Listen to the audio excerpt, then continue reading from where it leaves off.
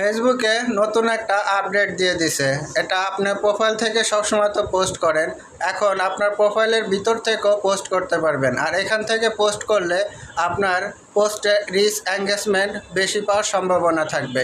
চলুন দেখিয়ে দেই স্ক্রিন রেকর্ডের মাধ্যমে। এর জন্য চলে আসবেন আপনার প্রফেশনাল ড্যাশবোর্ডে এসে নিচে স্ক্রল করে দেখবেন এখানে লেখা আছে টুলস।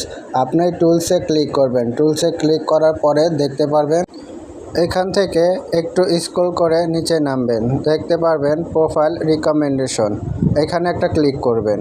এখানে ক্লিক করার পরে আপনারা দেখবেন নিচেই লার্ন অ্যাবাউট অরিজিনাল কন্টেন্ট, এখানে ক্লিক করবেন। এখানে ক্লিক করার পর এখানে নীল বাক্সের মধ্যে দেখবেন গেট স্টার্টে ক্লিক করার পর দেখবেন নেক্সট, তারপর নেক্সট, তারপর নেক্সট।